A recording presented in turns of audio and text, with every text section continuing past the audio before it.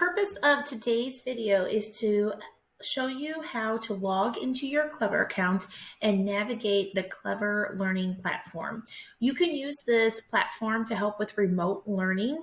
Also, you can even use it for at-home review of lessons that we did at school. If you're wondering what is Clever, Clever is similar to like Google. It will save all of your login information for various websites and apps. That way you only have to log in one time and everything you need is just in one location. There are some apps that you can only find using Clever. So this is a really easy tool to help you find what you need for school. First, on your student desktop, you'll see an icon already labeled Clever. It will be a Google icon with that red, green, and yellow circle. Look for the word Clever on your district issued device. If you cannot find that, you can go just to a regular Google Chrome search bar. You're going to type in the word Clever, but please make sure you follow it with the word Edwardsville. If you are not logged into Edwardsville, it will not work for you. Then we're going to go to the Edwardsville School District Clever login. If yours says Edwardsville Community Unit School District 7 up at the top, you have used the right login information. So then look for the red, green, blue, and yellow square, and it'll say Login with Active Directory. You're going to click on that. When you get to this page, it gives you a model of what your login information should look like. What people usually forget is to use the word district and then a backslash. So you need to spell the word district. The backsplash is on the right-hand side of your keyboard, right above the enter key. And then we have supplied all of our students and parents with usernames and passwords. If you're having any trouble finding your student username or password, you can contact our school office. Every school has backup information and they can also reset accounts. So please just contact your child's school. Once you're inside Clever, it will look similar to this. Mine is slightly different because mine is the teacher version. So yours will look similar to this. At the very top, you will notice that it says My Teacher Pages. I don't have any teacher pages. I am not connected with any other teachers besides myself. Your child should have a page for every teacher they see. So at my particular school, there would be an art teacher connected with every student. So you might see Mr. English's art page. If your child attends reading club, they might have a page for Mrs. Allen. She's our reading club teacher. So really any teacher that interacts with your child would have their page listed right here. So for today, I'm going to show you Mrs. Fowler's resources. I have created a couple of tabs for you. The first one is the remote learning resources. These are the things that you're going to be using the most while you're out. The McGraw-Hill will be the #1 thing you'll use. It has all of our language arts, both reading and writing on here, and math. Also, Schoology has a lot of our assignments listed each day. You can also submit assignments to Schoology, so that's really helpful. My students like to play on SplashLearn. We use it as a learning tool. We also use Epic. It's got thousands of books downloaded that are completely for free. It can read to your child or your child can read from this digital platform, so it's really nice. Scholastic News kind of covers our content area like health, science, and social studies. I've added Mrs. Fowler's webpage onto here. It has lots of really good information about our classroom. And then, of course, the district website where you can find a lot of district level information. So for today, I'm going to focus on the McGraw-Hill icon. As you can see, it has two resources available. The first one is the math resource. It's in that teal green color. The second one is the reading and language arts resource.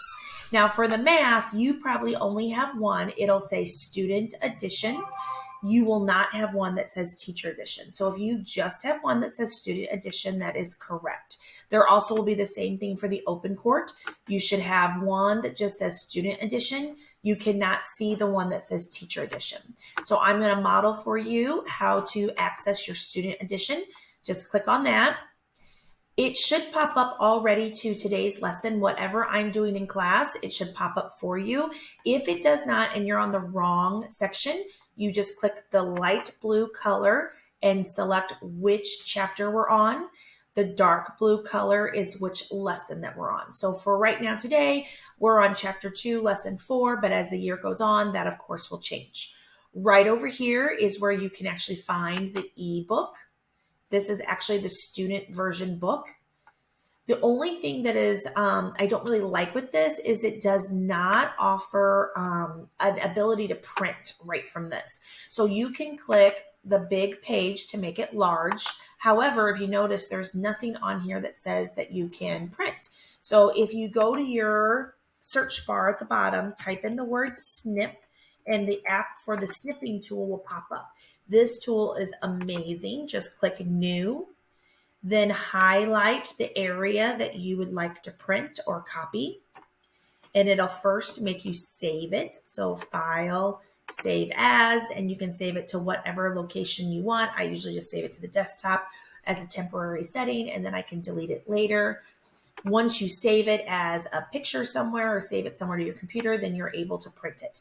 So this will give you all of the student pages, and I'm not going to save it for right now, but as you click the arrow ahead, you can see there's the guided practice page that we usually do. Here's the independent practice. There's Ori's story problem page, and then there's the homework page.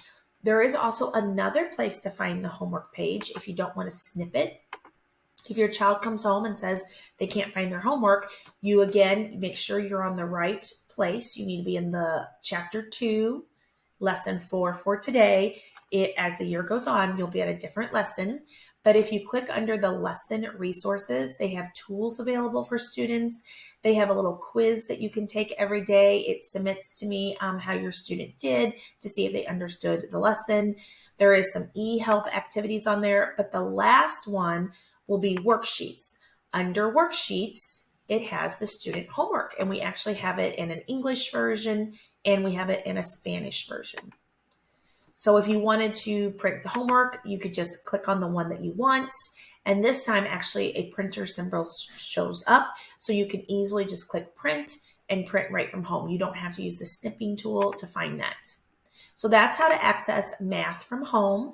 If you want to do anything under the language arts block, again, it's under the McGraw-Hill. That is the icon that you will use the most. This time, instead of me clicking on Student My Math, I'm instead going to go down and click on the student edition of OpenCourt. This will contain both my reading and my writing. We're in the 2022 school year, so I'm going to click on that option and I'm going to click Start. Now, again, I need to make sure that I'm on the correct days. So we are on Unit 1, Lesson 4, Day 5 today. And on here, you can see these are the sound cards that the students will be learning in class. Here's the decodables that we are covering this week. Here is the story that we read. We had another poem with it. And then there is an E activity for practice and an E game for additional learning. If there is an assignment, I can pin it down here. I usually do not pin additional assignments.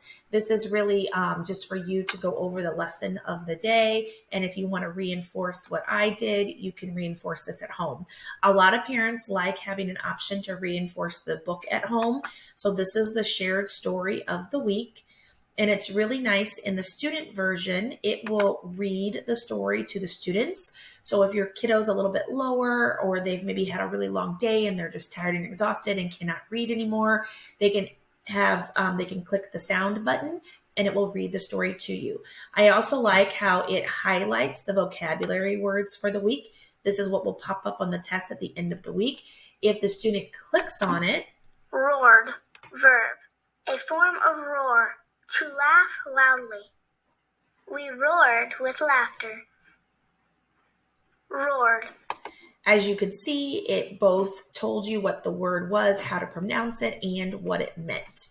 So that's a really nice feature for the students to review at home. Again, this would be accessed for online remote learning, or if you want to reinforce at home what the kiddos are learning at school. So all of these things are the things you're going to be using the most. Down here are just some extra resources that are to use for fun or as needed. None of these need to be completed, but these are all things that I do in the classroom. And so the students should have some background knowledge of how to use those things. Since you're logging in through Clever, your information should already be in there. You can just click whatever app you want and boom, it will open up for you. Just click whatever student is logging in and everything's already downloaded to you. So it helps making learning from home and remote learning much easier, as you can see. It's after school hours. So as you can see, this is how you can navigate Clever. If you have any questions, feel free to email me, or you can also call our school office. They will be happy to look up any of your password information. Thank you so much. Happy clevering.